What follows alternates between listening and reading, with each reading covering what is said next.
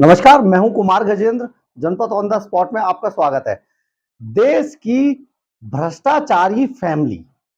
जी हां, भ्रष्टाचार का नाम आते ही आप समझ गए होंगे हम किसकी बात कर रहे हैं। देश की सबसे ज्यादा भ्रष्टाचारी फैमिली यानी कि लालू प्रसाद यादव एक बार फिर से मुश्किलों में फंसते दिखाई दे रहे हैं। मुश्किलों में फंसते इसलिए दिखाई दे रहे हैं कि उनके जो पुराने पाप थे वो खुलकर सामने आते जा रहे हैं और एक के बाद एक शायद देश के अंदर वो भ्रष्टाचार करने के रिकॉर्ड बनाने के फेवर में है। अभी तक लोग उन्हें चारा घोटाले के नाम से जानते थे, लोग उस परिवार को ही पूरे घोटालेबाजों के नाम से जानते थे। लेकिन इस बार एक बार फिर से अपनी पत्नी राबड़ी देवी और अपने बेटे डिप्टी सीएम बिहार तेजस्वी यादव के साथ वो जेल जाने की तैयारी में है। बहुत जल्दी उनके खिलाफ सरकार, सीबीआई, ईडी एक्शन लेने वाली है और उनका लगभग, अगर इन इन एजेंसियों ने एक्शन लिया तो उनका जेल जाना लगभग तय है। और इस बार वो अकेले जेल नहीं जा रहे हैं, इस बार उनकी पत्नी उनके साथ राबड़ी देवी भी होंगी, तेजस्वी यादव होंगे और इनके अलावा भी 16 लोग उनके साथ और होंगे जो इस बार के सबसे बड़े रिकॉर्ड घोटाले के अंदर वो जेल जाएंगे। जी हां, सीबीआई बहुत लंबे समय से लैंड फॉर जॉब मामले में लालू प्रसाद यादव के खिलाफ केस चलाने की इजाजत मांग रही थी, लेकिन यह मामला काफी लंबे समय से गृह मंत्रालय के अंदर पेंडिंग पड़ा हुआ था। लेकिन अब खबर यह आ रही है, गृह मंत्रालय के सूत्रों के हवाले से खबर यह आ रही है कि गृह मंत्रालय ने इस मामले के अंदर सीबीआई को इजाजत दे दी है लालू प्रसाद यादव एंड फैमिली के खिलाफ मामला चलाने की, केस चलाने की। अगर ये सब ठीक ठाक चला और आगे बढ़ा तो बिहार के डिप्टी सीएम तेजस्वी यादव, लालू यादव, राबड़ी देवी समेत करीब 16 से 20 आरोपी जेल के शिकंजों के पीछे होंगे। ये एक बहुत बड़ा मामला है। हम आपको ये भी बता देते हैं कि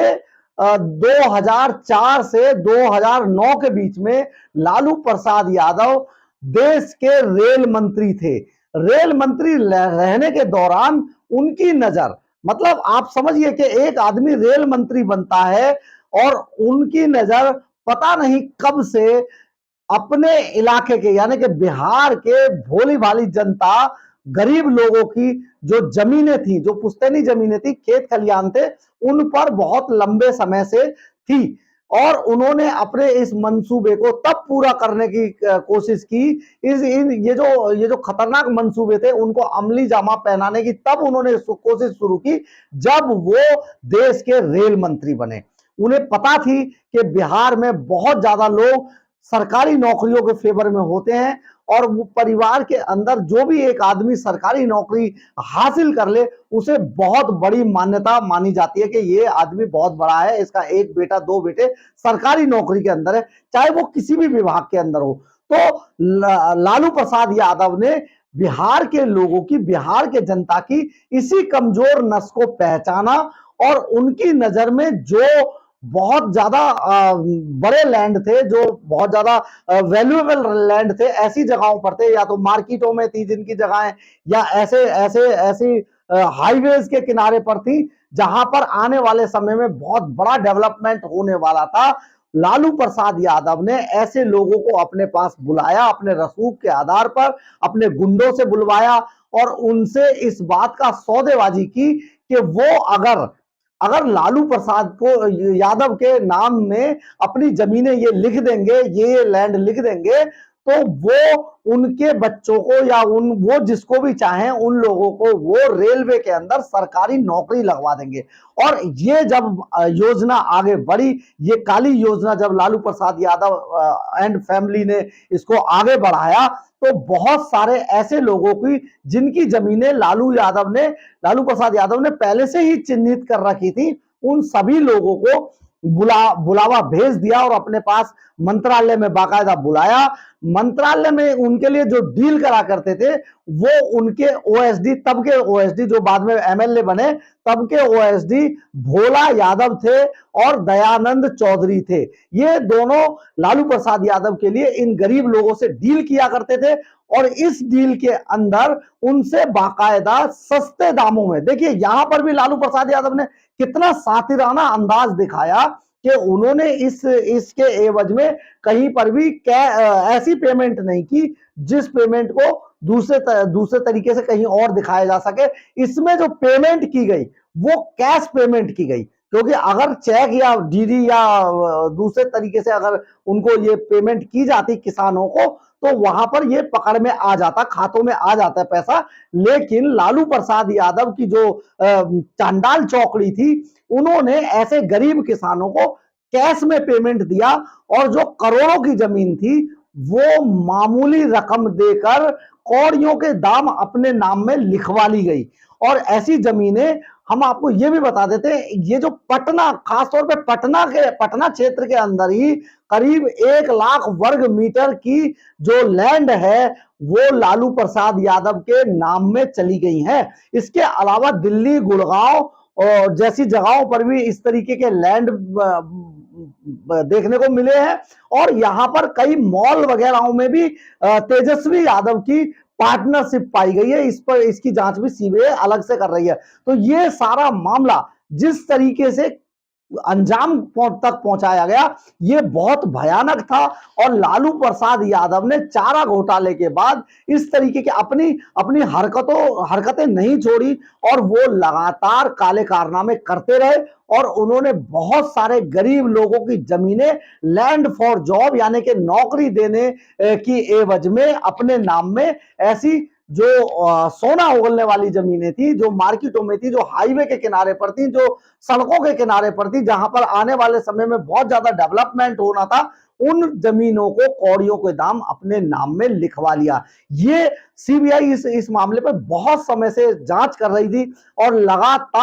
लगातार सीबीआई गृह मंत्रालय से ये रिक्वेस्ट कर रही थी कि उन्हें ये इसकी इजाजत दी जाए कि वो इस मामले पर आगे लालू प्रसाद यादव एंड फैमिली के खिलाफ केस चला सके। तो अब गृह मंत्रालय ने जब इनको ये इजाजत दे दी है तो अब इसमें लालू प्रसाद यादव एंड फैमिली फंसने से बच नहीं सकती है। ये करोड़ों रुपए की, करोड़ों, आज तो ये और उससे भी बढ़ गई है, करोड़ों रुपए की जमीनें हैं जो लालू प्रसाद यादव ने 2004 से 2009 के बीच अपने रेल मंत्री रहने के दौरान बिहार के गरीब किसानों से और कई अन्य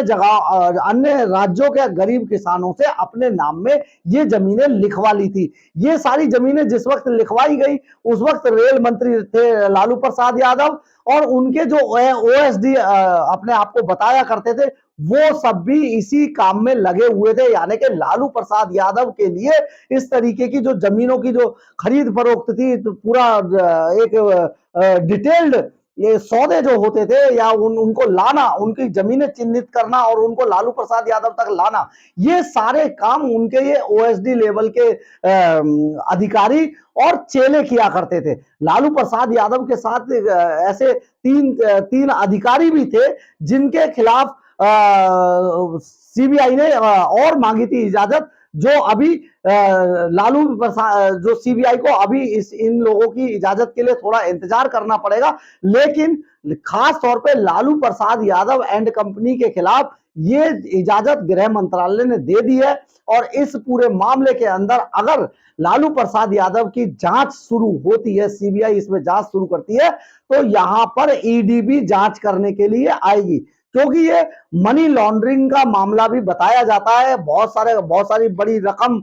इधर से उधर की गई, तो इसमें ईडी भी अलग से जांच करेगी, जिसके बाद लालू प्रसाद यादव एंड कंपनी का बच पाना बेहद मुश्किल होगा। ये सारी चीजें अब ऑन रिकॉर्ड आ गई हैं और गृह मंत्रालय ने इसकी इजाजत दे दी है। अब सीबीआई और ईडी इस मामले में, लैंड फॉर जॉब मामले में केस चलाएगी लालू प्रसाद यादव के खिलाफ और आने वाले दिनों में एक बार फिर से